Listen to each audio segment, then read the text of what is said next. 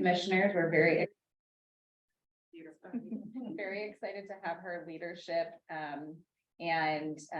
She this evening is going to just kind of introduce herself, make sure that we have that connection between our Transportation Commission and our Historical Advisory Board. So without further ado, Commissioner Chapman, I'll turn it over to you. Welcome. Thank you. Thank you all. I've had a chance to speak with some of the board members. I know from other affiliations, I had a chance to meet with JT and went to ABT yesterday. So I'm really here to reaffirm the OTC and ODOT support for this group, for the project of the Rose Quarter expansion. I have some experience in advocacy and lobbying. I was actually in DC earlier this year lobbying for federal funding for the new IBR bridge. So whatever I can do to support our funding efforts and really make sure that we have a united front to be as successful and competitive as possible. I'm here to be supportive in whatever way I can and just learn from all of the conversations that are happening in the public comments to make sure that this is a successful and effective group. And if there's been some disconnect because we didn't have a fully staffed commission or anything in the past, I'm hoping that my physical presence here and being able to be here with all of you going forward and support the ODOT staff that have been here along the way will really help solidify that effort. So, thank you again. Well, thank you for being here. Indeed, it's really great to have that response. I know that the community has been asking to be able to connect with leaders and those in the decision-making seat. So we really appreciate you physically coming out and to be in the room with us. It's really a privilege. Thank you. Ms. Natalie, because we're on the live stream, are we able to go to public comment? We are not on the live stream yet. Okay. You're having a problem with the YouTube account. No worries, no worries. I wasn't sure because I heard the announcement that we were live, that we were good. So We've got an offline recording that we can post to YouTube after the meeting to share that. that sounds really, really good. So is there going to be some opportunity for questions and with Ms. Chapman and about our relationship and? Sure. Yeah. I'm new to the HAAB and I'm, I don't have all the background everybody else has, but I was on another committee that dealt with the employment and the contractor, et cetera. And of course, it was a great disappointment for us to lose the I-5 expansion project. And I thought maybe you might want to take a minute to share how that all went down, so to speak. You were on the commission when that happened. I'm new to the commission. I was just actually, as of this last legislative session, approved. Folks for trying to explain what happened, giving us a little summary. But there's another issue that I'm concerned about. Spoken a little bit about it.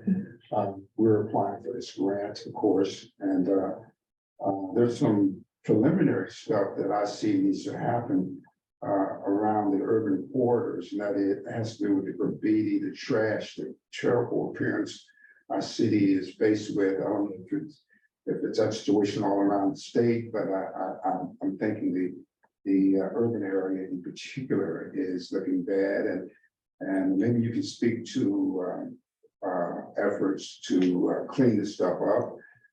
We've watched you contract with some people. They come in, they clean it up, and they're back the next day. And I don't know if you understand where I'm going with this, and I think so. Because having all these things come together and I mean, it's kind of like spitting in the wind.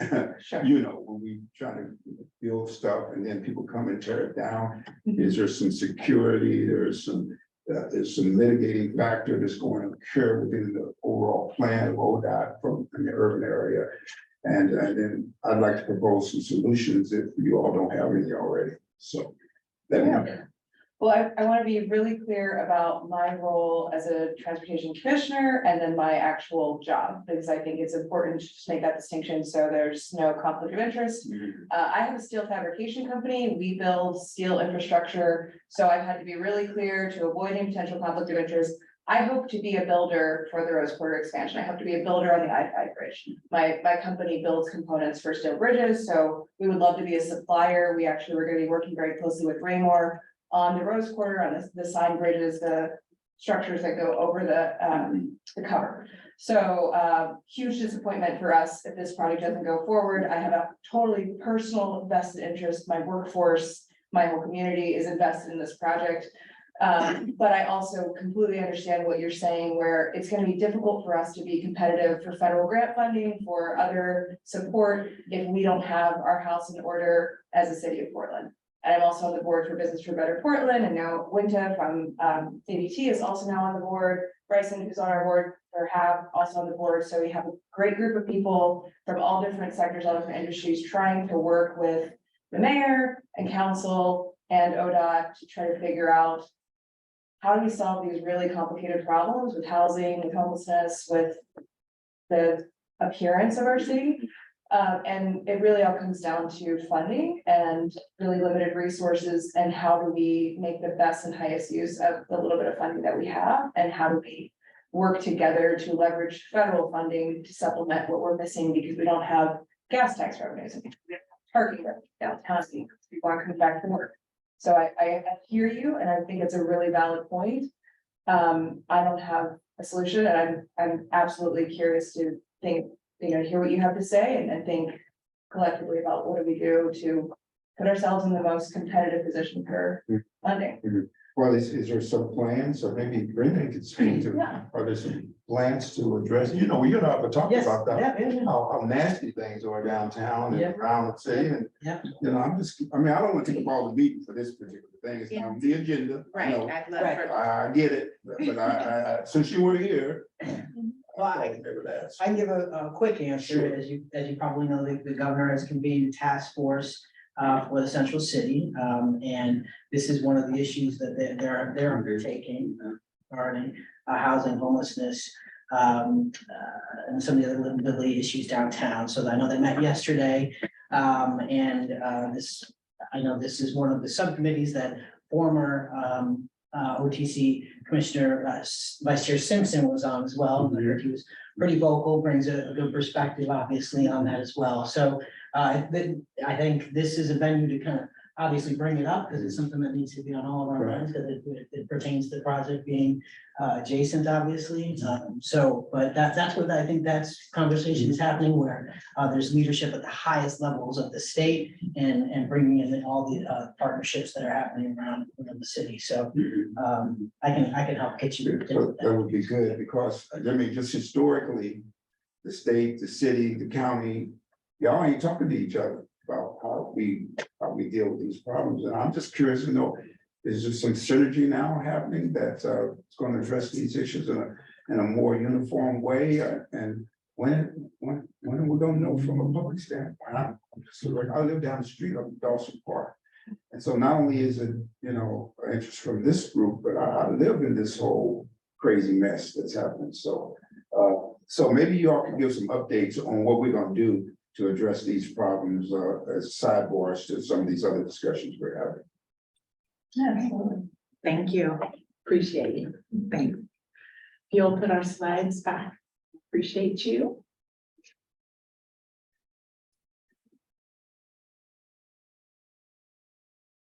And I'm not sure we're quite ready here, so we're gonna just move forward in the slides. All right.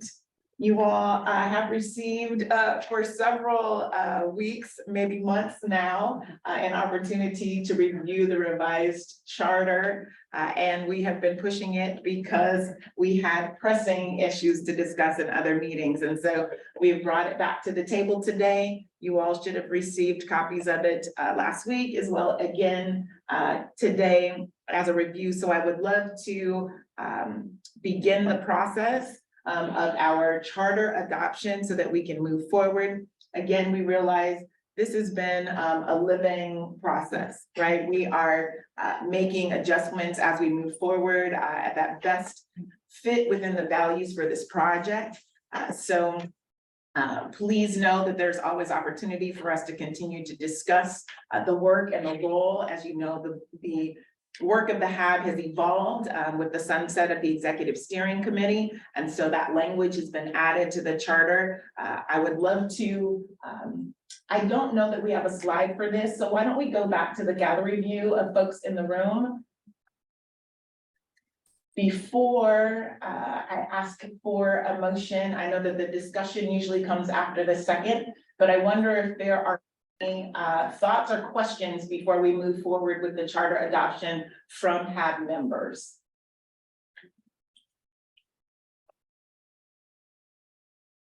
Seeing no hands online or in the room, I would ask for a motion to adopt the revised charter from a HAAB member. I can move to adopt the charter. Is there a second?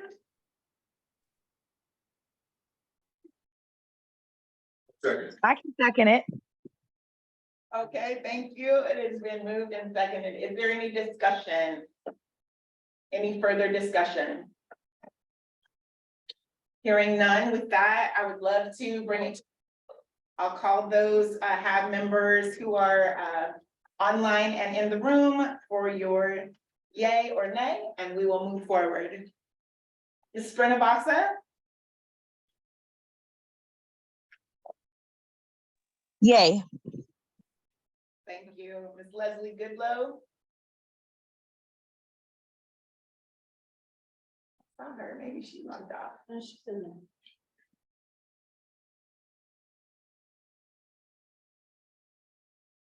I'll move forward. Estelle, Yay. Bryson, Yay. Dr. Richard.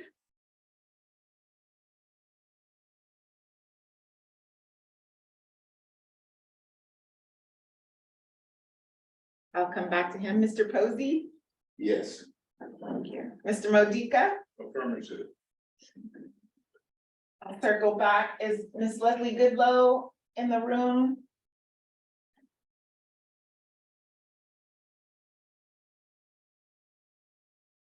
I want to be inclusive of all around the call, and I understand that people might be attending to other things. Based on the motion from Bryson and the second from Mr. Modica and the affirmative yeses, it is the position of the HAAB to move forward with the charter as presented. So thank you all. Please refer back to that. We will be in regards to the values of the project and how the scope of work is developed for this body and elevating the voices of historic Black community members in Albina. So thank you again. With that, I'm going to turn things over to Ms. Megan Channel, our project director. Great, thanks, Erica. So I've got two updates for this evening. One is actually a quick recap of the last Oregon Transportation Commission meeting, where Rose Porter was part of an urban mobility office update. And then secondly, closing the loop on our Reconnecting Communities Neighborhood Access and Equity grant application that is going in tomorrow. So those are the two items I've got. So for the September 14th Oregon Transportation or OTC meeting, we have standing urban mobility office updates at the commission meetings. And so this was one of our regular informational updates. There weren't any decision points in front of the commission. But the focus was really on noting sort of our next steps around implementing the new project plans and timelines for the urban mobility strategy finance plan. So on Rose Porter, I'll give a shout out to our urban mobility office director, Brendan Finn. He covered the updates for the commission, again, focusing on our work ahead, which is completing the environmental review process, completing the designs of the 3 early work packages, and then readying the main construction package towards construction to the 30% design milestone.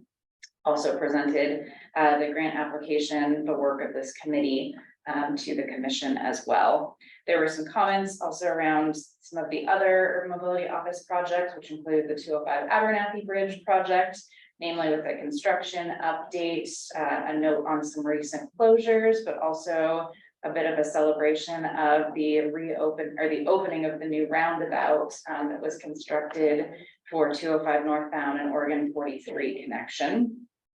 There were also updates on the 205 toll project and then the regional mobility pricing project. Really with updates around the environment, their respective environmental review processes and some timelines and processes for the 205 toll project traffic and revenue studies.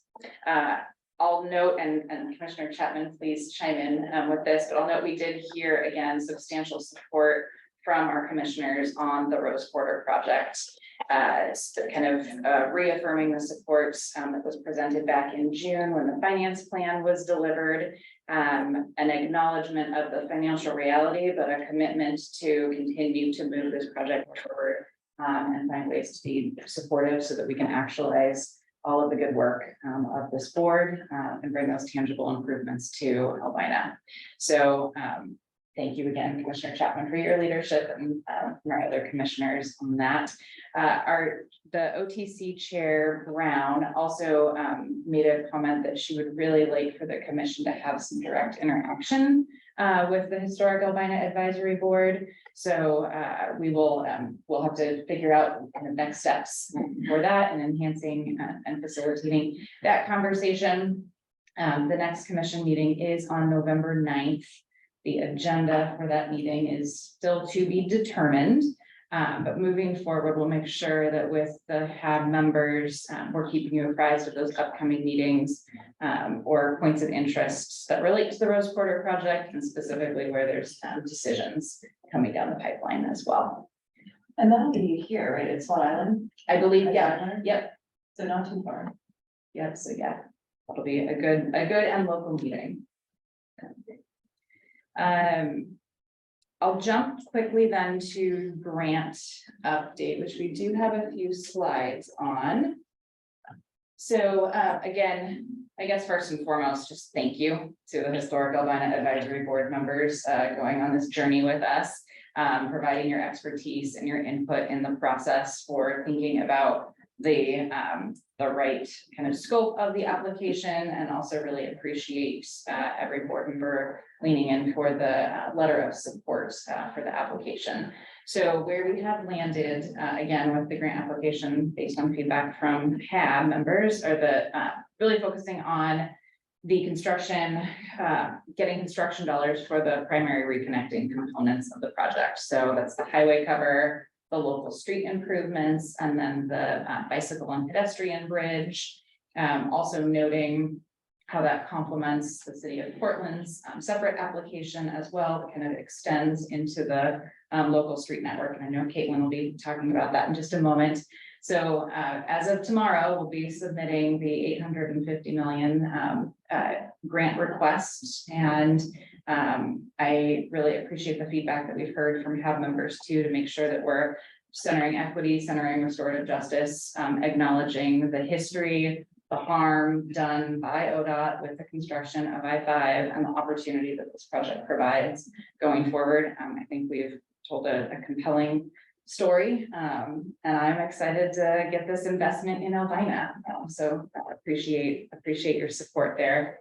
Brendan, I don't know if you want to talk about kind of just from a process standpoint, a couple other touch points that we have this week too, that relate to broader topics, but also the grant in particular. Busy week, and I think what's important is I want to make sure we're at these meetings and talking about what's happening in Salem and what leadership is talking about. So I feel like we failed at that in the past, so we need to own that and make sure we're doing that. So happy to give that update. Before we do though, I want to give some thank yous. Thank you to our partners at Albina Vision Trust, City of Portland, the bureaus that are involved for the letters of support. Really appreciate that and the partnership that's gone on there. Obviously, locked in arms. We feel good about our prospects here. So just want to put that thank you out first. We do have to go through a little bit of a process through the state, through some committees. Tomorrow at 11:30, I'll be before the Ways and Means Subcommittee for Transportation and Economic Development. They have a whole bunch of consent grant items, but because of the size of this one, I'll be up there right after the Interstate Bridge replacement project is also having their grant heard. That will then be forwarded, hopefully, get ahead of the legislative process to the full Ways and Means Committee on Friday, where they will take up that's a bigger group. That again is kind of the budget overseeing body for the state of Oregon and for our agency in particular. So wanted to let you know where that is. I also want to share too, that we have letters of support, not only from our partners here around this table, but also from the leadership of the legislature, and in particular, our committee, the Joint Committee on Transportation. We'll make sure that those are distributed to HAAB members so you can see those words for yourself. So that the co-chairs of the Joint Committee on Transportation, which are basically the budget writers, were the budget writers for this project originally. Changes in scope and other things that are happening, they'll be taking that up again. And we also have received today a support letter from the governor as well. So we'll make sure that gets distributed. And I know HAAB members have had conversations with the governor's office, so appreciate that. So I think that'll conclude my update. Again, I'll be here at each of your meetings to make sure this group is staying well informed. I'm happy to answer any questions if anyone has any. And on letters of support, I'll also extend a thank you to City of Portland, with the City Council also providing a letter of support. Yeah, so I'm, since the Raymore and the Sun Group left this whole concept, I'm not comfortable with this equity lens. There's a lot of conversation about it, but I haven't seen any data. I haven't seen any dashboard, nothing to give me confidence that we are on a trend for inclusion, not necessarily on this project or any of the other projects that might be around the state. I don't know what this HAAB is thinking, but it's not good enough to just have this in a conversation. I want to see some reports, I want to see some measurements, I want to see the proposal that Natasha did before she left, and whether or not they reinstitute that particular equity and inclusion. ODOT's got some serious problems, has always had serious problems. And I like to hear all the good talk and everything, but at the end of the day, I'm not convinced that you all target for inclusion in a way that's going to be meaningful. Given its history, look at these projects that are coming online. Will we have people of color with the capacity to participate in a meaningful way? Right now, I don't feel like they do. And so unless you guys can say something different that convince me otherwise, I'm very skeptical about it. I appreciate that. And James, I know that you brought that up previously as well. And so actually at your next meeting and workshop, Assistant Director Erica McAlpin is going to be back to answer that question. And she's going to be providing some information on our Disadvantaged Business Enterprise program as a whole, the agency, and some of the data behind that as well, and the disaggregated data too. So that'll be at your October work session. Yeah, and I just want to be real clear about it. The data definitely needs to be disaggregated, because when you all meet your goals, it typically doesn't involve a lot of Black people in meeting those goals. You send them to a national, and very few people who look like me of building capacity. Obviously I was so excited about Raymore and Sutton and what they were working, because they have demonstrated that they have the wherewithal to bring people of color, Black people in particular. And now that they're on the sidelines, so to speak, quote unquote, I'm very uneasy. And honestly, my gut is not feeling very good. Yeah, and for clarity, the Hamilton Sut joint venture and Raymore Construction are still with us under contract. Despite us not having the construction funding, they still remain with us in the pre-construction phase. The timing of starting construction is delayed. Yeah, be interesting to know what the unions are doing. They're phasing in, what they're not doing, whether or not they're opening up, whether they're focused on this. That whole component is scary right now for me. Completely understand, and I think it's worth the skepticism and look forward to Assistant Director McAlpin being able to help answer some of those questions in our meeting on the 10th. And also we're setting up some individual time to talk through that and get all of your great insight and feedback as well. I know that we had an opportunity, Megan, I wasn't sure if you were concluded, if it was time maybe to move to the city. Yeah, let's do it. And I know that Mike, I believe, has joined us online to share with us about the city's reconnecting communities and NAE grant as well. Actually, game time change. Mike is still working. Oh. So I'm going to speak to these slides. You Beautiful. can Thanks, keep- Caitlin. yeah, We'll start here. So yeah, nice to see everyone again. Caitlin Rapp, City Portland, and, or PBOT, I should say, Major Projects and Partnerships Manager. So Mike Saratella is our PBOT Senior Planner that's been kind of the lead on this grant development.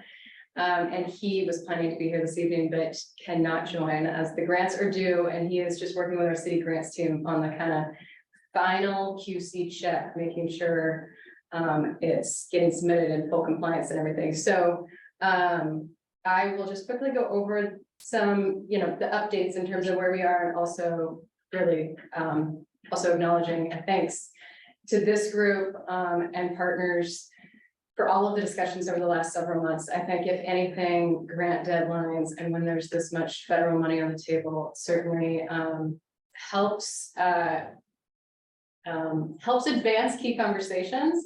And I really do think we appreciate the HAAB's just really careful consideration and continual attention to ensuring that what we're putting forward would not only be taken seriously, but competitive. And so I think that it's helped produce some really competitive asks that we're excited about. So the City of Portland, PBOT is submitting 2 applications under the Neighborhood Access and Equity Program. The Broadway Main Street project, which we're talking about this evening, the other application is for 82nd Avenue, the Coley Sumner Neighborhood Connections, and that portion of 82nd.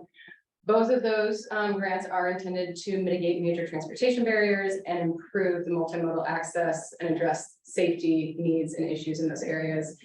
And both of them work to advance PBOT's transportation justice priorities by focusing these investments in the federally designated areas of persistent poverty. Next slide.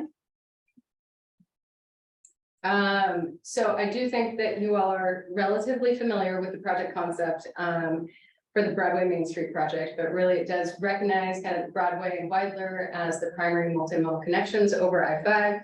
And focuses on opportunities to kind of look at connecting some of the catalyst sites that partners at Albion Vision Trust have worked to identify in their community investment plan, and looking at how we can help support connections, neighborhood connections, and to those community institutions and destinations, both to the north and east.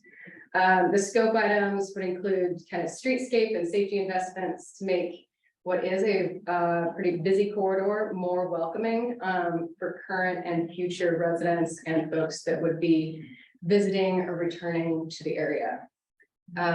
Next slide.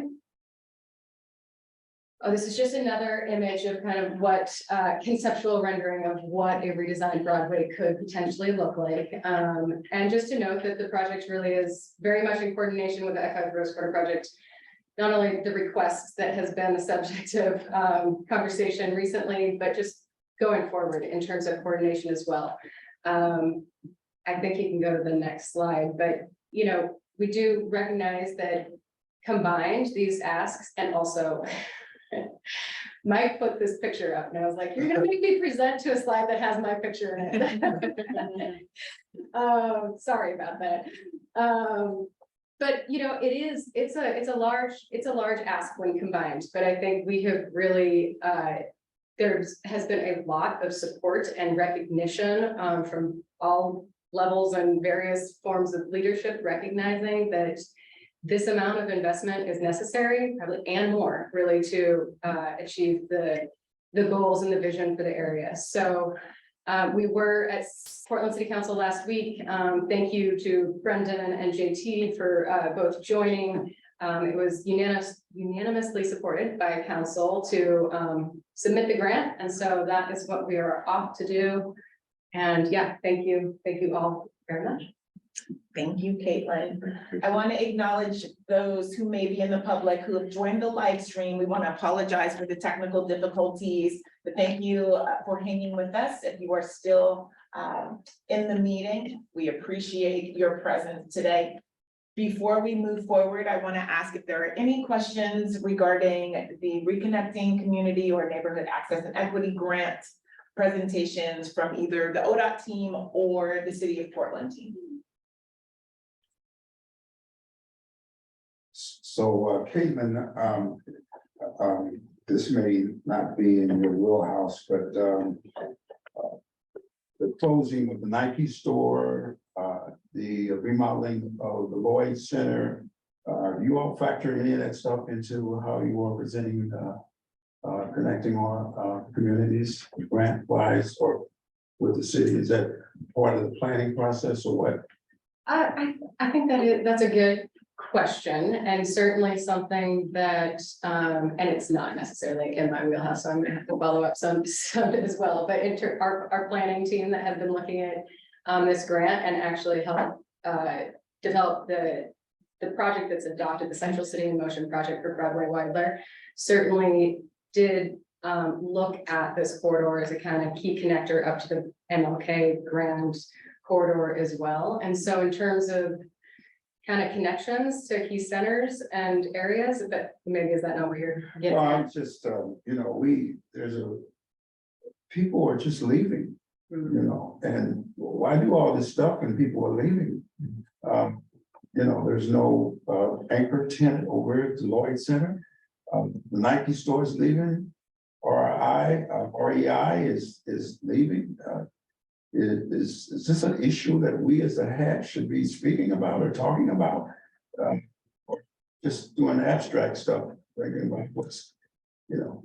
I'm not sure, and I don't know that I can answer that, but what I would say is that even based on the charter that we just adopted today, our charge is to hold the Rose Quarter project accountable. Now, I know that there are significant investments in and throughout the corridor that relate to the Rose Quarter project. So I think there could be opportunity, but I'm going to help keep us moving forward in this vein. But I do think that there's opportunities for you all as advocates of the Black community to speak to all of those things and to collectively leverage your voices to impact those areas. So hopefully we can have some continued conversation in regards to the rest of the corridor, because I too am troubled by some of those departures, namely Nike and others. But I'm gonna move us forward on Rose Quarter today, and then maybe we'll find some opportunity to move into some other areas of advocacy.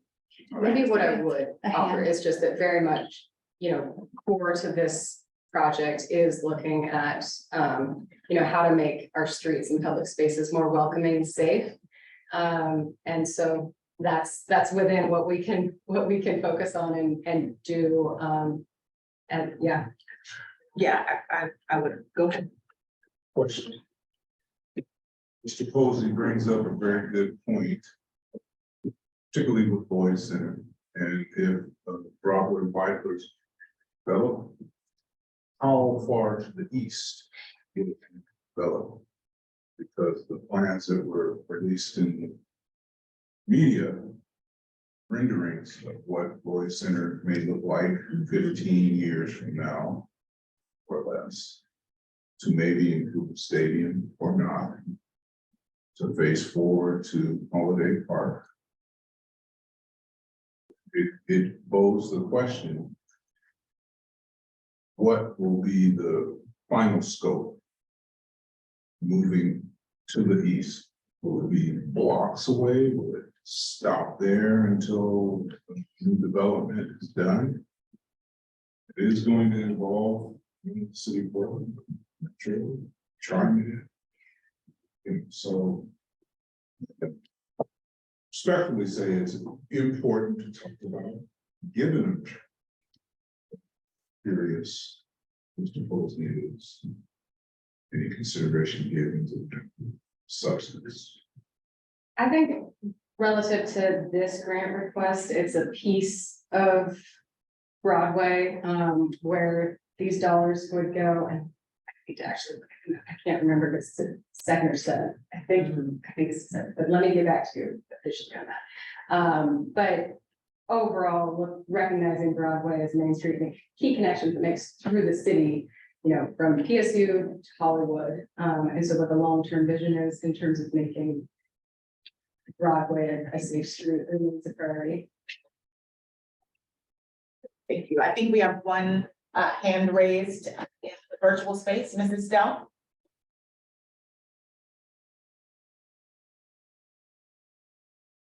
She just disappeared. Estelle, did you have a question or comment? I wanted to make sure that I acknowledged. You may have put your hand down. I was just wondering with the plans that are being discussed in the grant and then also like the development that's being discussed with Lloyd Center, does this impact any plans for like right of way that's discussed as far as like future plans with the IGA and any of those things that are coming up in the future? And how will we ensure that there's representation for the HAAB as there's more interest being, you know what I'm trying to say, kind of like as there's more built up and more development all the time? Because I kind of have a fear of there being like less representation the more that is being built up, even if it's like publicly funded. Do you see what I'm saying? Like, how do we kind of make sure that there's always representation? Like, how will this process impact that process? Or does it?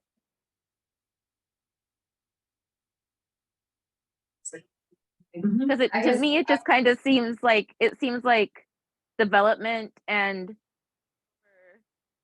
certification to me, kind of like, because what exactly is being reconnected? I think I would say that with the Broadway Main Street project, there's certainly more project development, planning, and community outreach that would be done to advance the project in terms of readiness for construction. And so PBOT would very much be conducting that community outreach and involvement. And I think given the overlap in geography and that hopefully we're successful with both grants, you know, it would continue to be a topic, but with ODOT and likely the HAAB in terms of coordination on project implementation. Thank you to both of you for your updates. Before we move forward in the agenda, I want to make sure that there is an opportunity now that we are ready and live. If there are community members who have joined us in the virtual space who would like to give public comment, I'd love to extend an opportunity to do that now. And so I don't know if we should go back to that slide so folks can see. Hey, Erica, Yes. I want to acknowledge something just because I totally appreciate you for carrying this, but I also think it's the reason we're in this room. So Lisa, I work with Cross for Portland. We have the Bureau of Planning and Sustainability in this room too. The reason we're in this room is to hear feedback like that. It may not be the focus of this group's charge and charter, but we're in the room to hear feedback like that. So there are other processes that are, the governor has a central city task force that is convening and holding conversations around kind of cleanliness, security, other issues that are coming up in kind of the broader downtown. Super helpful to hear this feedback, to be able to take it back into those rooms. And I would encourage you, whenever you can give feedback, kind of in any number of spaces to do so. Kind of opportunities to support small businesses will continue to be kind of our priority as we think about program development and or future programs via tax increment or other tools that we have. And I'm sure the planning bureau is the same. I just wanted to say, we're in the room to hear this feedback, even though it may not be the focus of this particular committee's work for tonight. We're here to hear it and happy to take it into other spaces and or to kind of have folks from this committee come into those other spaces. In fact, we are going to be Commissioner Rubio's office is gonna be launching a central city tip exploration process based on council direction, and we haven't gotten from this table. We haven't identified who it is, but we just said we need connectivity back to the state.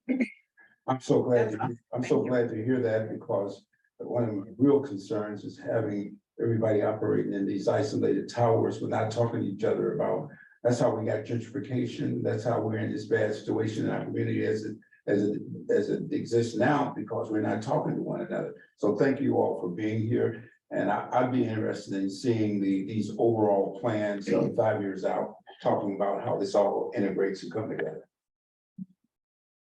And just real quick to add, Yes. and I'll let my partners at the Bureau of Sustainability, but the land uses, Mr. Modica, to get to your, I believe are driven by the Northeast Quadrant Plan that was established, adopted by City Council. So the zoning that lets you know how much you can develop, I believe that's still guiding what development can happen where, which I believe was to the heart of your question, Mr. Modica. Part of it, Okay. so many. I just forwarded that to I would you. just add to that, you're right, the Central City 2035 adopted just shortly there. Rachel, just a moment. We might need to move a little bit closer or speak a little louder so that. Yeah, sure. No, and just thank you for referencing that. I would just add that, part of what will happen during this process is we will talk about the adjacent land uses and what the current zoning is, and does there need to be a change? I mean, depending on, that's part of this process, is to think about what's missing. So, and we'll need this group to help us brainstorm and think through that. And so then we'll be able to take, my office will be able to take a package of what we call a legislative package to city council at the end of this process to think with any potential changes. I mean, we don't have zoning on the highway cover because we don't have one yet. But we'll talk about that and figure out what that needs to be. And potentially look at other changes in the surrounding area as well. Thank you. Appreciate Lisa from Prosper and Rachel from Bureau of Planning and Sustainability to chime in there and offer the ear to hear and take comments in regards to all of the areas that directly affect the project that we're working on here. I want to quickly go back and just verify whether or not we have community members that are in the virtual space who may want to give public comment. Thanks, Erica. We still have no one in the queue, so no comments Indeed. today. All right, thank you. Well, let's move forward. I appreciate all of the conversation here. With that, I'm going to invite my colleague James McGrath to share some pieces of a design update. Thank you. And I have to stand, so. It's all right. Next slide. So we've got 4 things that we think we need to be working with you, much like we did in the years past on design issues. We think there are 4 main issues that we need to tackle. They're related to each other. They're also things that we can study individually. But these are the 4 things that are going to help us drive the main construction package to 30% milestone, which is an important milestone in a design project because it means you're getting ready for the funding. You're getting ready to build. And so these are the 4 topics that we have. I'll talk about them in a little bit more detail. They are not all the things that we can talk about, and there's going to be opportunities to talk about more things, but in the main construction package, which is the core of the project, it's a really complicated area. So we've tried to boil it and simplify it into these 4 topics. Next slide is a little bit about when we think we'll be introducing them. And we've generally tried to establish a rhythm of introducing a topic, having time to discuss the topic as we work towards a recommendation. And we generally have a cascade of those things happening over the course of the next 12 months, as it were. And I'm sorry that I'm waving at the screen, but maybe people cannot see it. And underpinning that is a lot of work on the cover engineering process. That each of these will have some contribution to make along the way. So that's the general layout of it. I'll talk in a little bit more detail on the 4 topics, and then I'll absolutely open and welcome dialogue on this.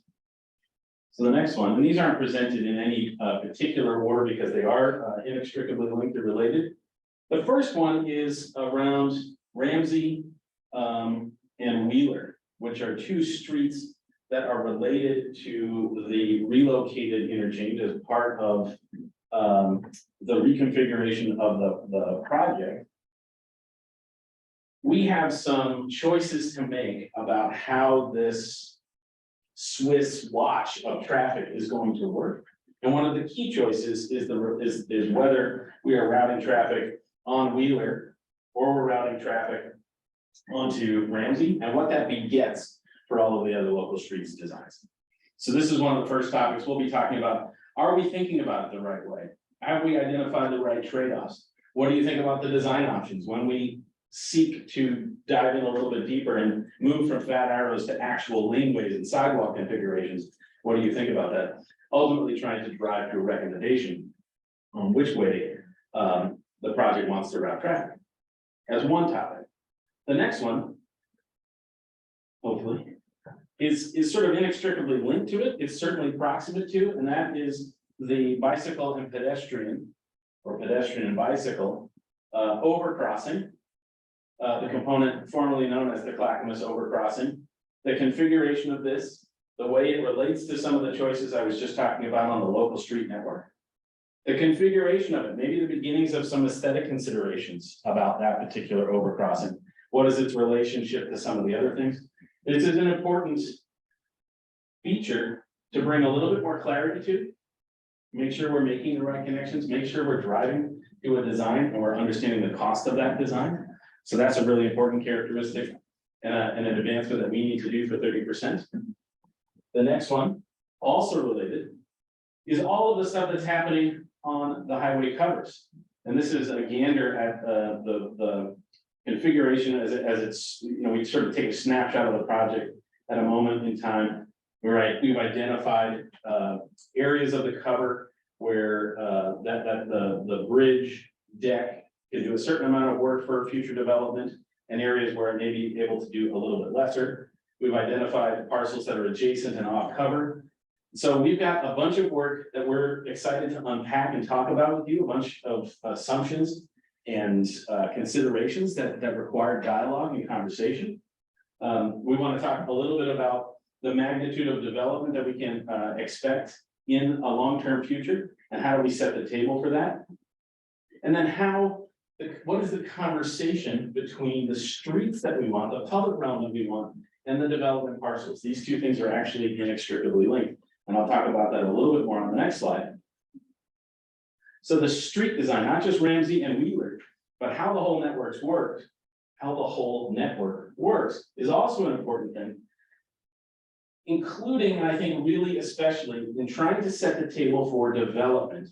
The relationship of the building to the street is really important. Think about loading zones, curb zones, cafes, the width of the sidewalk, the adjacent sort of curb use. Are we doing transit stops? Are we doing bicycle parking? Are we doing cafes?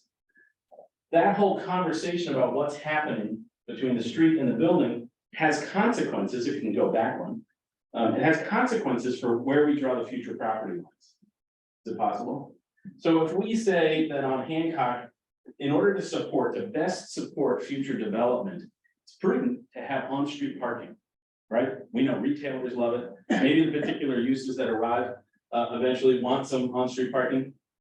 Well, as we start to introduce on-street parking, that means the street itself is getting wider, which means it's poaching some of the space for future development. We need to have that dialogue. How many times are we seeking to widen the street for curb uses? Loading zones is the most immediate. We all know the importance of loading zones to a business. Where are we doing so and how does that affect the parcels themselves? So that is the dialogue. You can see why I started by saying they're all related. We're going to unpack them one by one, but we're always going to come back to, aren't these things related? This is the main construction package. This is a good depiction of it. It's a little bit broader than this, but it's a really complicated part of the way the whole thing works. So we've got 4 topics. We've got a schedule over the next, I think it's 8 to 12 months to tackle it. And this is the kind of stuff that we're going to be doing. Again, the whole point is to get us moving with your support and dialogue to a 30% milestone, which is a really important milestone, both for funding, but for certainty.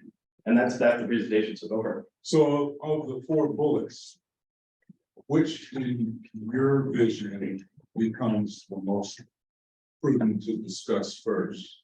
If you go back to the slideshow, this is a depiction of what we think is important to tackle. We're sort of, maybe that the previous one with the schedule on it. This is our proposal for tackling this. Starting with the Ramsey versus Wheeler, which is sort of an important thing, how this Swiss watch is going to work. It begets things related to the bike pedestrian crossing. I'm going to get that right, the pedestrian bike crossing. And it relates to how the rest of the network works and the burden on the rest of the streets to do the traffic work. So that's the general cascade of topics. But of course, it's all related. We know they're related to each other, but we think they're sort of somewhat sequential. But we know they're all related to the development. And so there's dialogue across that work stream as well.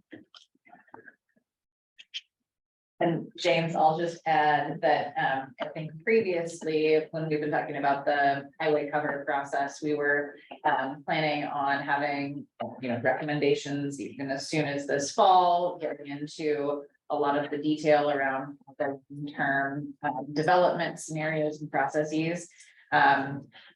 As we've been going through this process of not only Oregon's first highway cover, but as a transportation agency really leaning into a project with the values first approach, it's taking longer than we thought it would. And so I just want to acknowledge that our process, you'll see sort of the continues line past September. We do anticipate this work carrying beyond the September 24th timeframe. So just wanted to make sure we were acknowledging that change for when you kind of last saw some of these effects in front of you.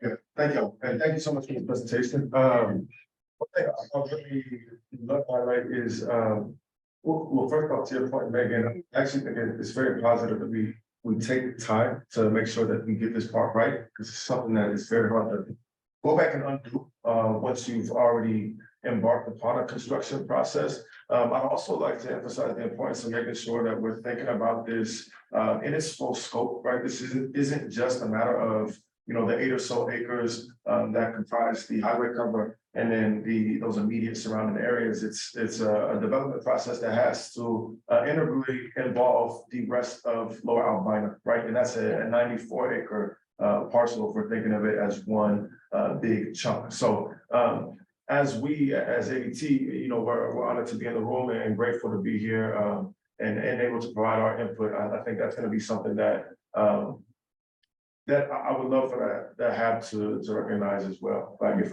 we can work hand in hand to think about all of Lower Albina rather than just the highway cover, and then use that full scope to answer these questions, I think we'll arrive at a better outcome for an entire district rather than just an 8-acre stretch of a district.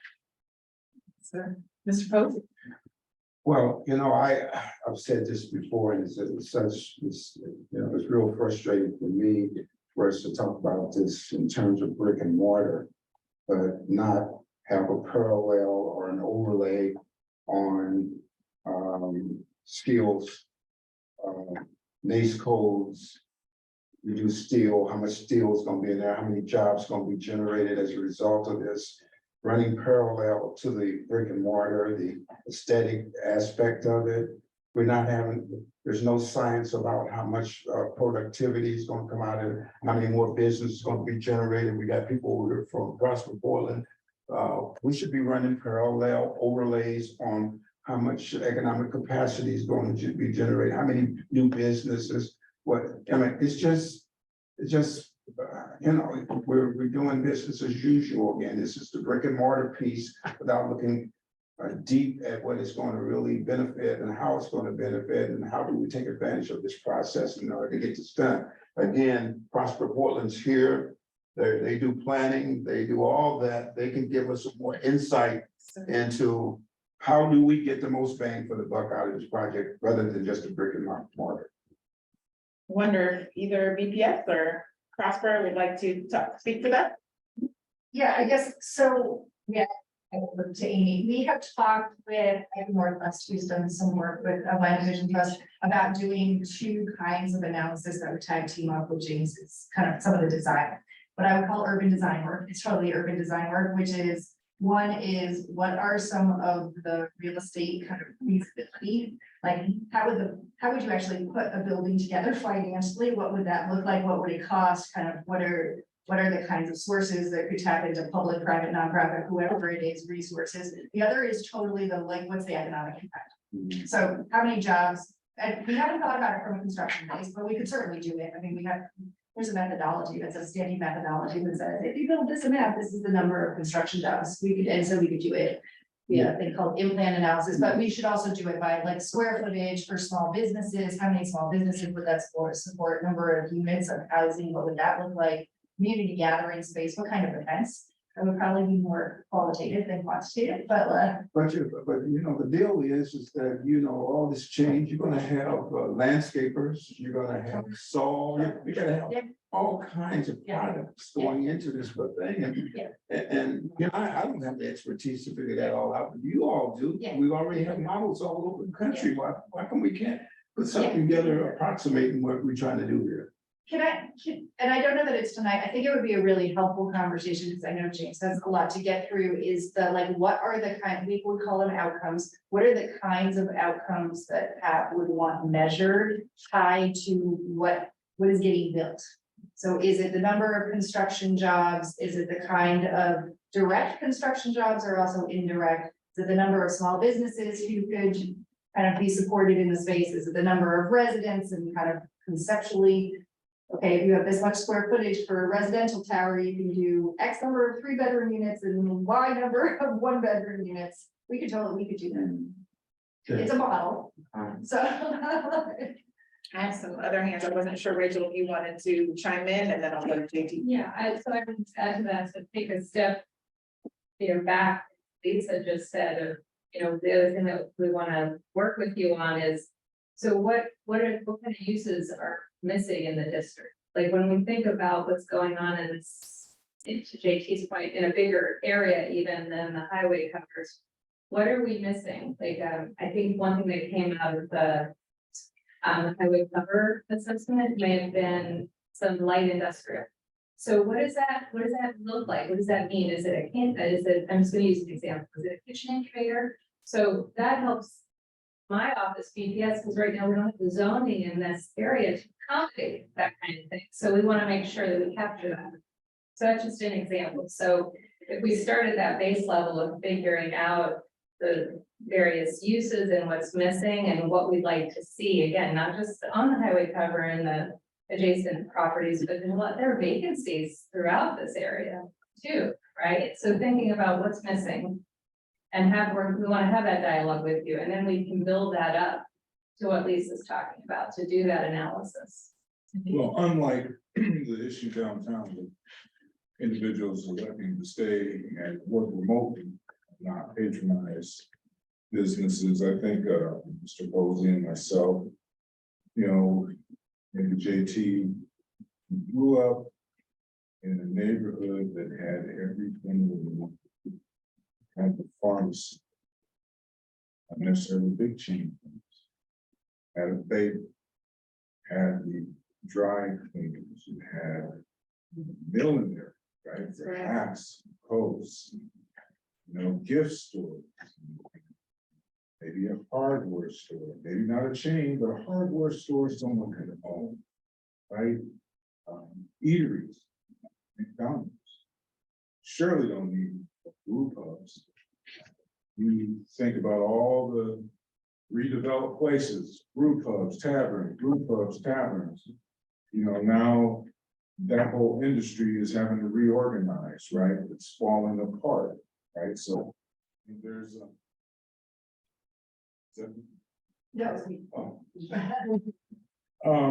so that's what's missing. Not daycares, but actual schools, charter schools.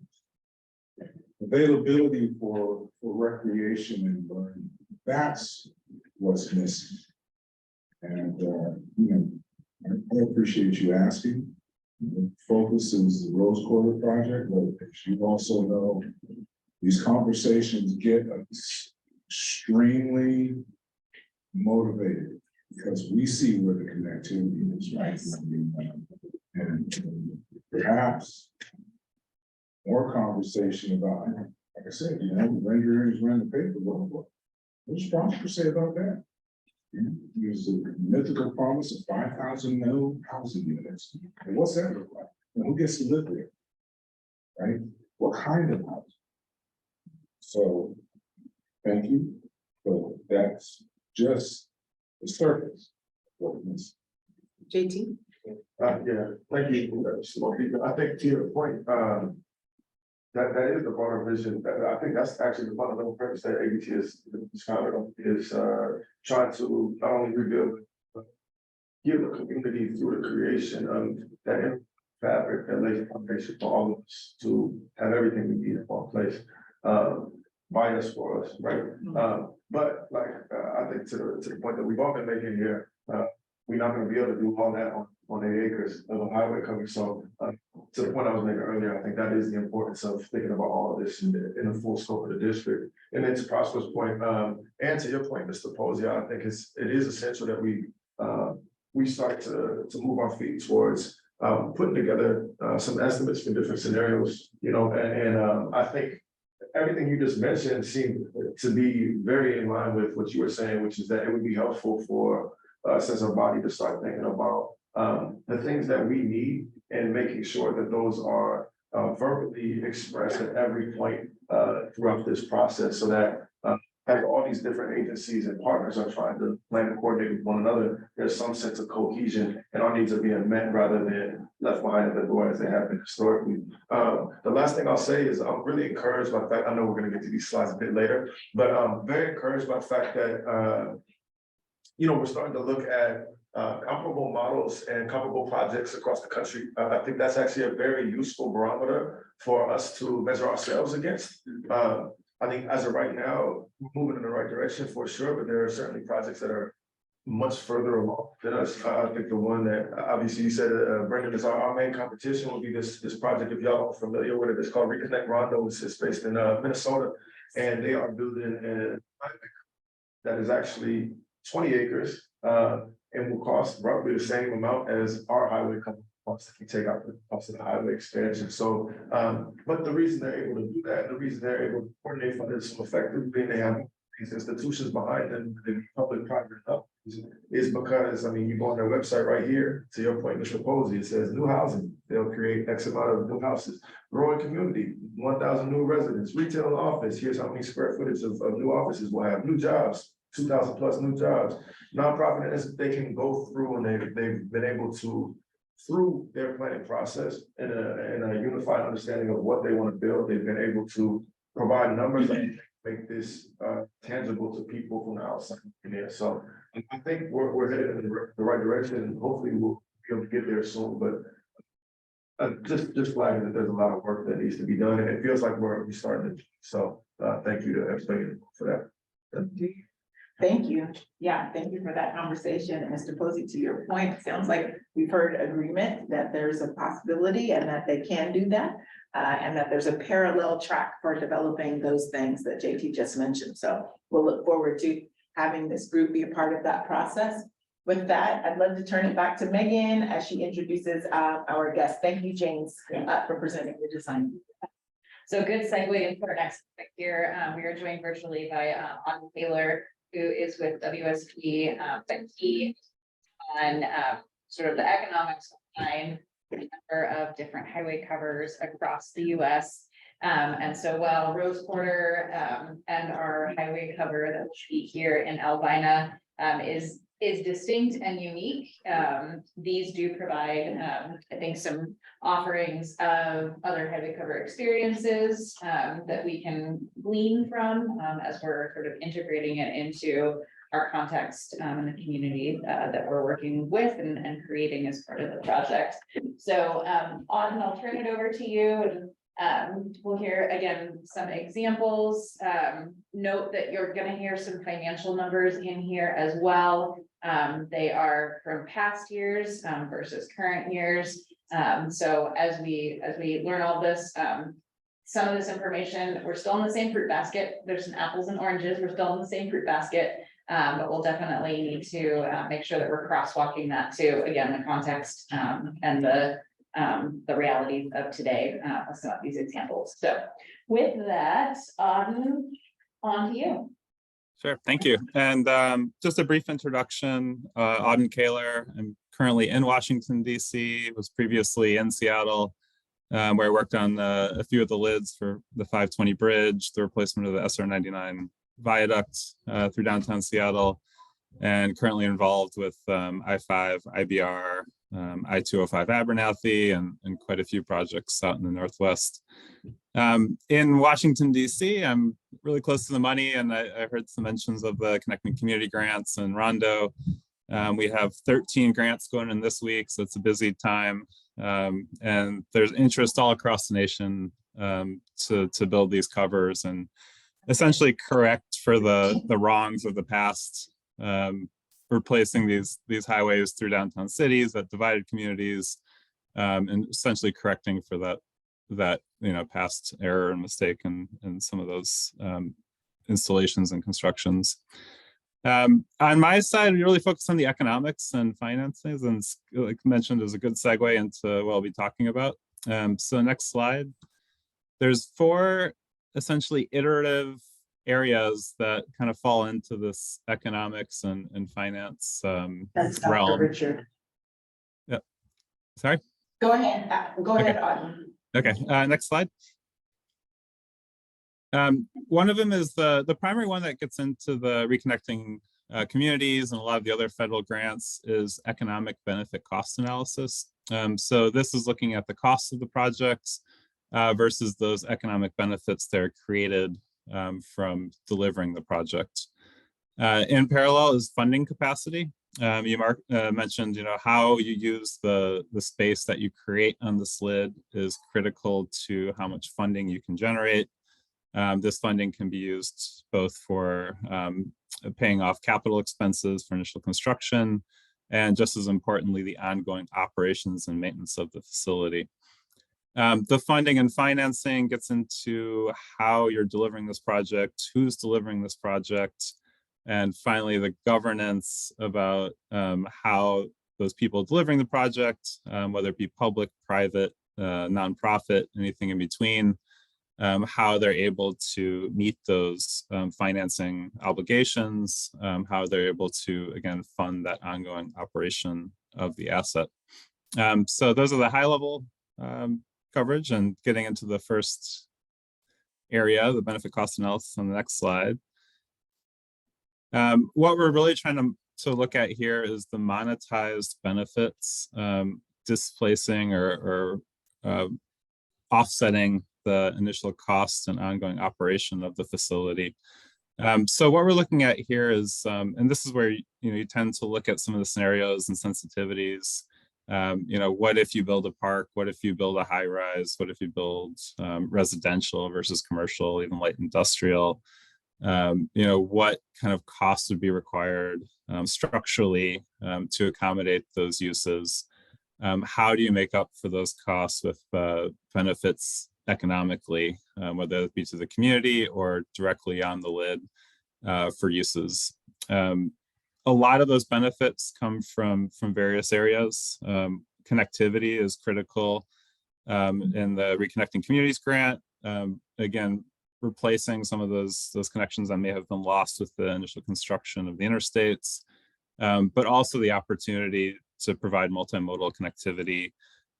This would be helping to reduce auto use. It'd be helpful to reduce emissions related to that, bring people to transit, bring people to biking and pedestrian use, where they might not be attractive right now going over a highway or interstate facility.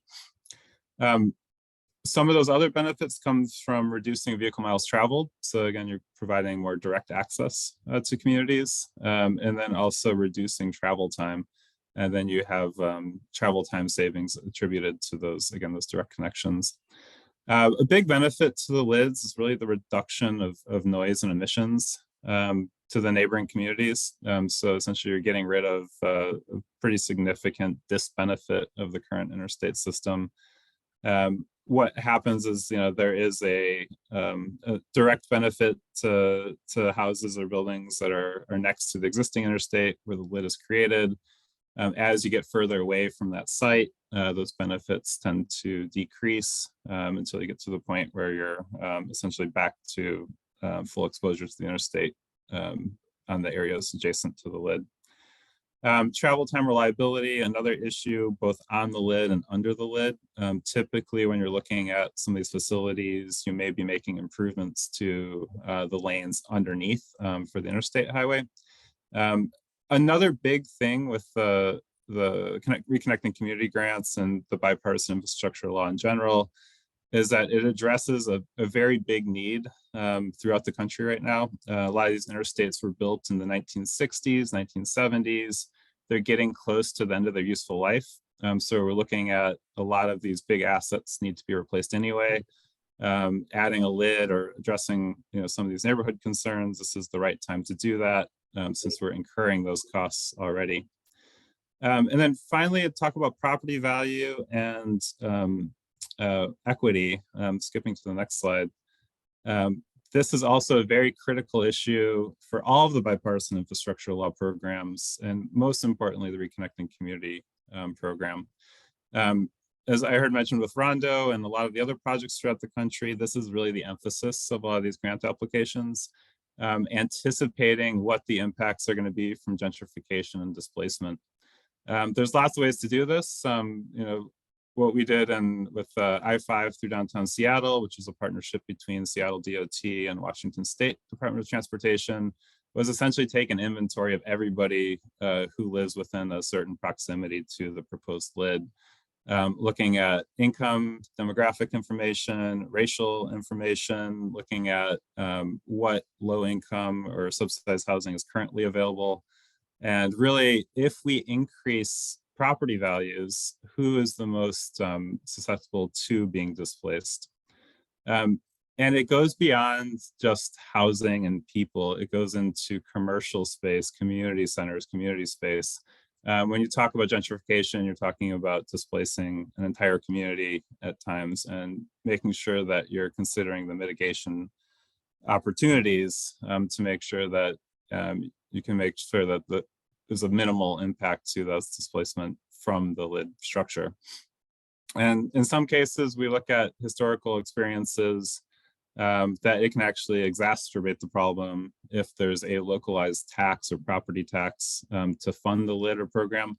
That could also have higher impacts to some of those lower income communities. Again, with some of our examples, we reach out and actually go door to door to some of the retail and commercial establishments within that area to learn about their clientele, to learn about those risks of displacement, how much more rent could they pay and sustain their businesses there, assuming that rents will increase with the availability of greater park and recreational spaces or other improvements attributed to the lid. And then again, developing those mitigation strategies to help preserve those communities that are there today. Next slide gets into how this iterative process works. I won't go into too much detail here, but essentially as we evaluate those cost benefit opportunities through economic activities and plans for the structure, that cycles back into the funding and financing discussion, which cycles back into the governance and program development analysis. So all of these things need to be continually evaluated as you go through this process of looking at the opportunities with the lid. And next slide.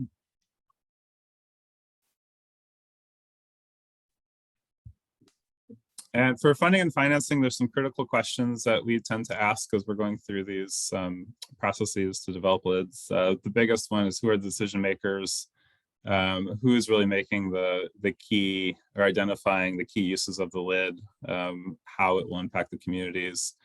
What are the funding and financing options? Again, there needs to be a strategy to address both the capital expenditures for building the lid and then the ongoing maintenance of the lid So that is often a very contentious area in some of the projects we've worked on, is that there could be agreements in place, but sometimes those agreements change or the funding situation changes for the people contributing to the operation of the facility.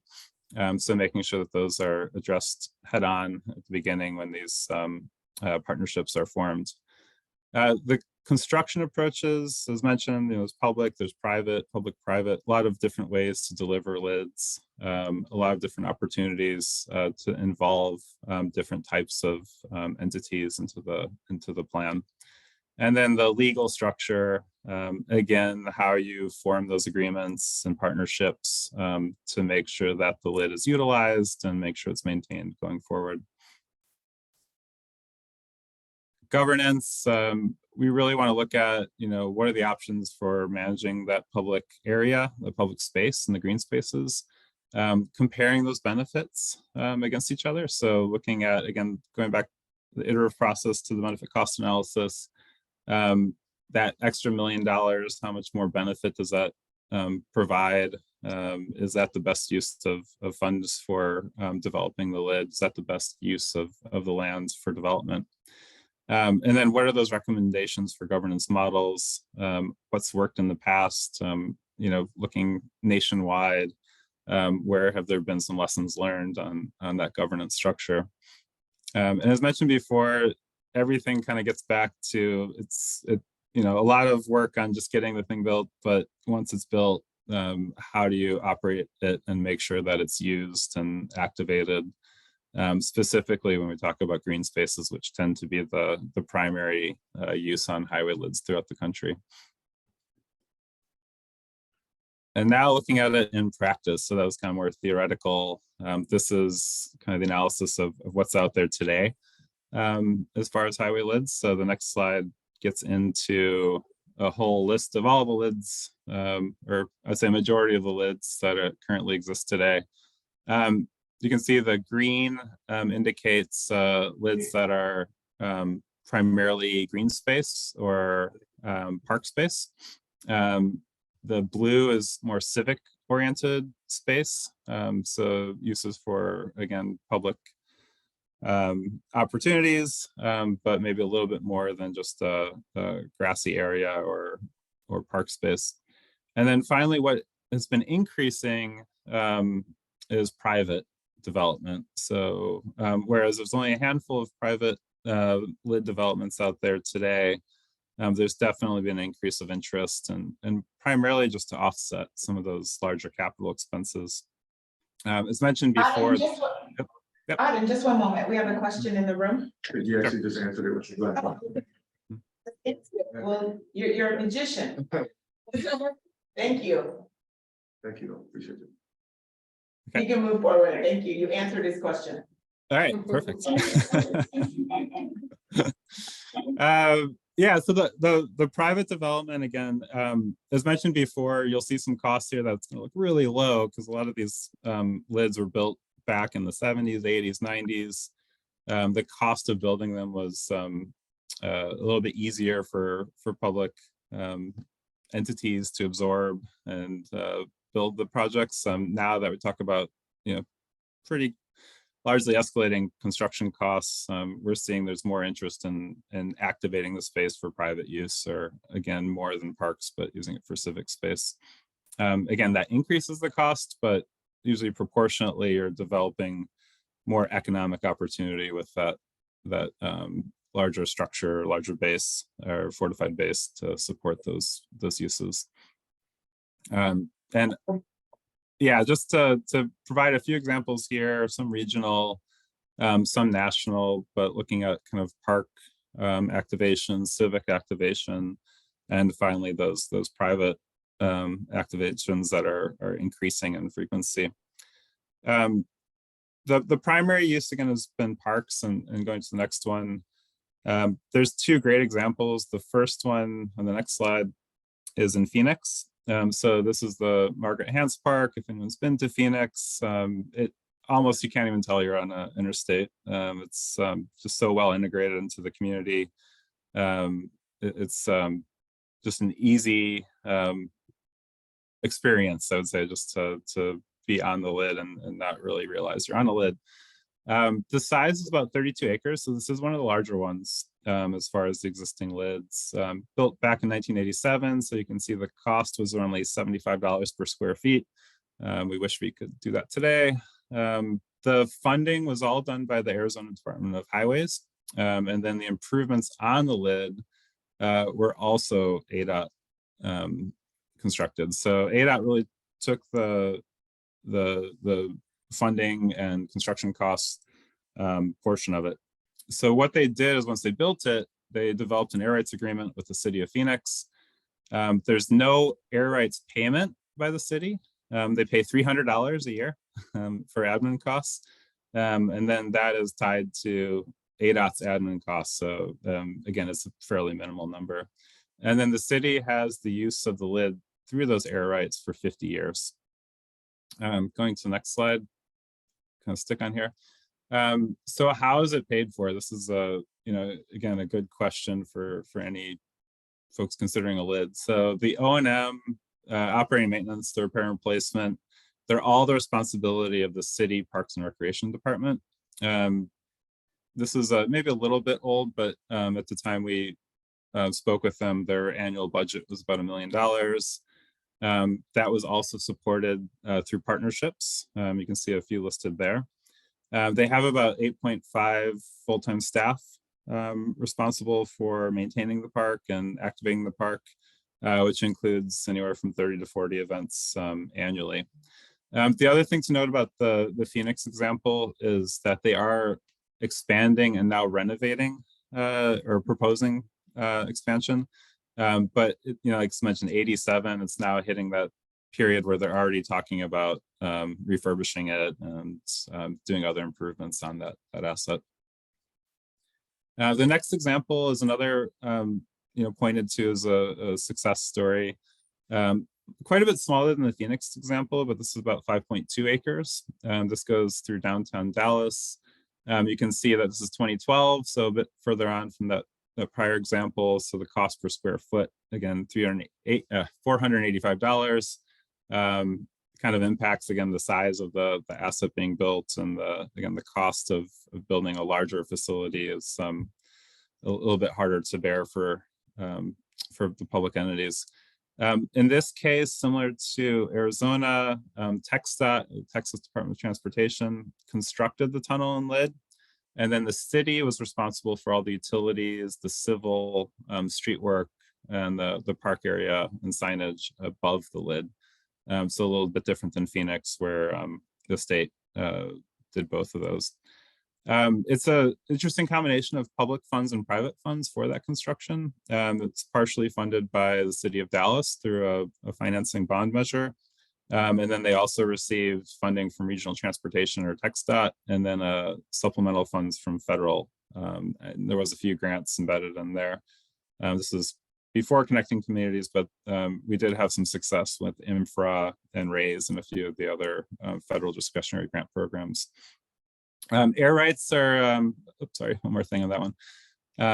Air rights are in place between TxDOT and the city of Dallas. The city pays for tunnel maintenance in lieu of air rights payments. So again, Phoenix, you had that $300 a year payment. In this case, Dallas is taking on the cost of the tunnel maintenance, and they do not have to pay anything for air rights to the state. The annual cost to maintain the lid was about $750,000. Last I heard, it's similar to Phoenix, it's about $1 million. Again, there's some partnerships that are embedded in there to help support that cost. And then that the operations maintenance were about 1.5 million per year at that time of the initial agreement. And so going to the next slide, they've done a great job here of just, again, activating the park. There's over 1,300 programs and events annually. So very well used. They have 13 full-time staff, a budget of about 5.2 million. And then quite a few other ways that they're generating revenue, including a public improvement district for the neighboring community, quite a few sponsorships. And then they have, again, some of these events generate quite a bit of revenue for them through food trucks, retail, fees for the events and everything. Next, we kind of look at civic space. So this is kind of an enhanced public space where you have more things provided for use, more economic development. A good example is north of you, the Washington Convention Center in Seattle. If you've gone through I-5 downtown, you've likely driven under this. So there's two phases to this. The most recent opened in 2001. Again, this is 5 acres, so similar to Dallas, but again, the cost is significantly higher, almost double. And the reason for that, again, is that you're supporting a larger structure, a heavier structure above the highway. So the construction was included these 30 concrete columns in the median of I-5, and most of that funding was coming from state bonds. So Washington State Department of Transportation, WashDOT, provided or built the structure, and then a portion of those air rights were leased back to the Washington State Convention Center, which is essentially owned by the Washington State through now King County Public Facilities District. So King County Public Facilities District is now responsible for the operation and maintenance, repair and replacement of the building. However, again, similar to Phoenix, WashDOT maintains the tunnel underneath the facility. And next one, this is another one that's fairly historic and one of the first examples that we tend to look at for highway lids. This is Lytle Park in Cincinnati. This was opened back in 1970. Again, it's on the smaller side of about 2.3 acres over I-70. Not a lot of information out there, unfortunately, on the construction cost, but it was constructed by Ohio Department of Transportation. And then, you can see there's quite a bit of history in this community for covering that asset. And next slide. So the air rights in this case are between, similar to the other examples, between Ohio Department of Transportation and the city of Cincinnati. This is a bit interesting in that it's a quasi park and apartment building. So they're able to provide subsidized housing, preserve, again, the makeup of the community. Cincinnati Parks is responsible for the park portion of that. And then they also have city involvement in the apartment or housing portion of the project. So the annual budget is fairly small, $84,000 to maintain it. It's against a smaller facility. But again, similar to Dallas and Phoenix, they are looking at a fairly significant revitalization of that initial park asset of about $6 million. So again, this kind of speaks to how you have to keep maintaining these facilities and looking at ways of enhancing them. Finally, the private development. So 3 examples we'll look at here. The first one on the next slide is again in Seattle. This is actually an interesting one. Many people don't really kind of consider this to be a lid, but it is built over a ramp going onto I-5. It was completed in 1990. It was initially a private development, but most recently was sold to the city of Seattle. This was back in 1996. The initial lease, so again, back in 1990, was a 77-year lease. So that was between WashDOT, the Washington Department of Transportation, and a private entity called Gateway Associates. So the lease payment is very interesting in this one. So it's a percentage of the net operating income from the private development, which initially was just over 3.1%. And then it kind of morphed into the new fair market values. So it has increased over time. The operation, maintenance, and repair and replacement are all the building owner. Where similar to some of the other examples, WashDOT is responsible for the underneath of the building, or the highway ramp and maintenance. Next example is probably the best known one, is Copley Place in Boston. So 1983 was the original one, and through the Big Dig and other investments, there's been quite a bit of additional expansion of highway lids in the Boston region, largely built on the success of Copley Place. This is actually much bigger than it looks. It's 11 acres over I-90 with about 1.3 million square feet of retail space and other use space. So it's mostly malls, and that was all funded by a private developer. The developer acquired those real property rights from Massachusetts Department of Transportation. And the development included, various uses similar to Seattle. We have a convention center here. There's some hotels, shopping center, and then even a parking structure to address some of those parking needs downtown. All the operations and maintenance is privately owned or from the private entity to maintain that facility going forward. And the next slide. And finally, probably the most recent example is Capitol Crossing, very near me here in Washington, D.C. This just opened in 2019, but a lot of the buildings opened during COVID in the last few years. It's about 6.5 acres, and you can see that this is about $706 per square foot.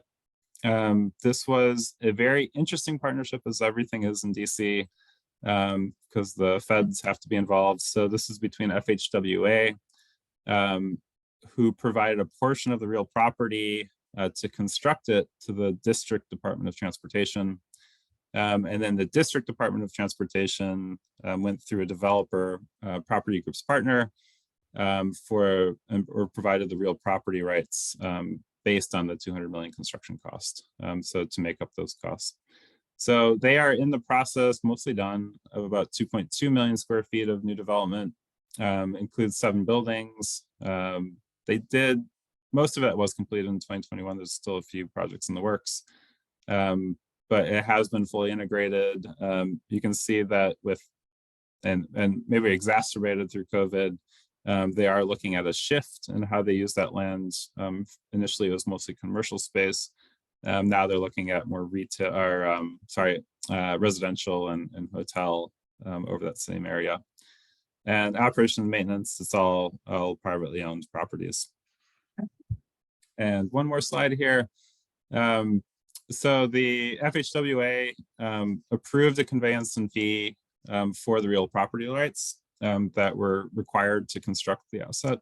And then District Department of Transportation, essentially they have a permanent easement for the operation of I-395 through that area. And then they provided that again to the developer to use for that mixed use activities. One lesson learned, and there's something to be said for the design of lids. Oftentimes there are existing ramps that we see kind of feeding the interstate highway that the lids are covering. In the case of Washington, D.C., the interaction between that ramp and the highway speeds and the surface streets was fairly dramatic, and there has been some casualties and some pretty severe injuries where that intersection occurs. So going back to my initial points on the economic analysis, the benefit cost analysis, safety is paramount, and making sure that all of those interactive components between the underlying interstate highway and the surface area are considered throughout the process. So I know it's a lot to digest, and just in summary, I have 2 slides and open up to questions.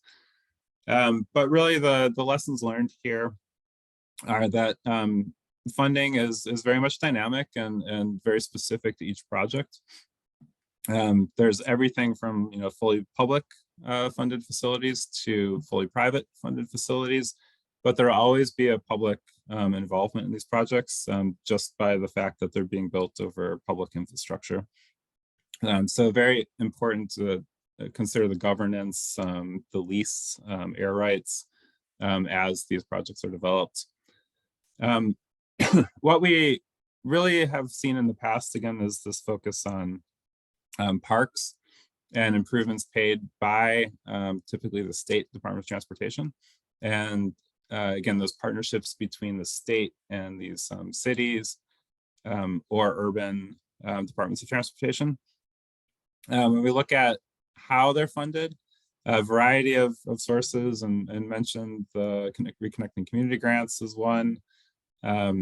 Stimulus funds, in some cases, there's just general private contributions from the neighborhood or entities that are vested in developing these areas.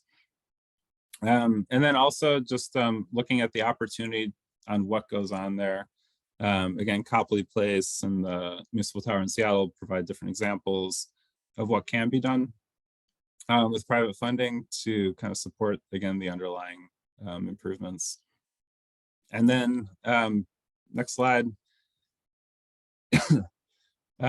Really, that something that's often lost in the initial discussions is who's paying for the ongoing use of the lid and programming of the lid. And I presented a few examples here, but there's many more.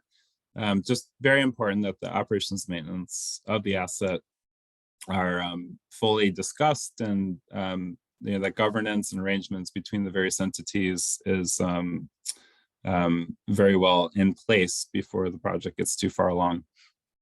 And then also looking at those costs, considering what's being built on the structure versus the adjacent terra firma land, and how that will impact local communities, even considering like attendance and some of these big events that would happen on the lid, parking for those and bathrooms and all of those considerations.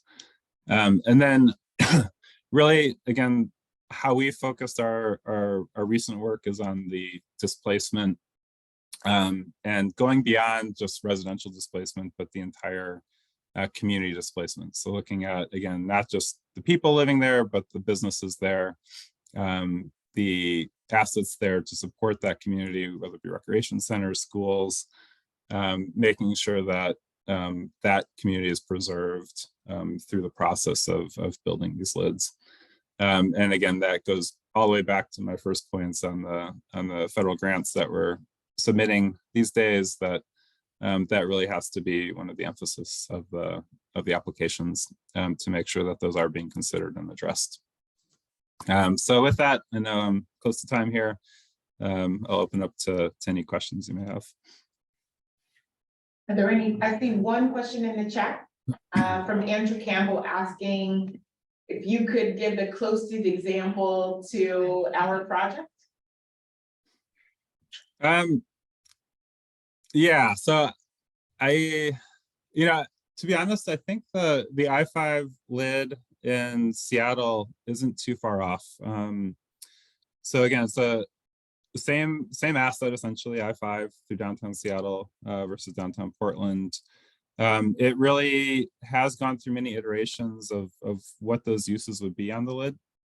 So when we did our initial study like 2 years ago, I think maybe 3 years ago at this point, engaging the community, engaging stakeholders into how that asset is used became a majority of the conversation. Having those public involvement meetings, just like you are right now, helps to make sure that the uses of that property are aligned with the thinking of the community. Because really, at the end of the day, you need everyone's support. It's got to be a project that both the state and the community and the city are all excited about and can push through politically, both at the local level and the federal level. The challenges there are many. So I think getting everybody in the room, you're going to have hard discussions, but I think that's good to kind of both address the historic issues that a lot of these interstates have created, being able to address those issues, but in a way that, again, can preserve the communities without a high risk of gentrification and displacement. Thank you. Are there other questions for Auden?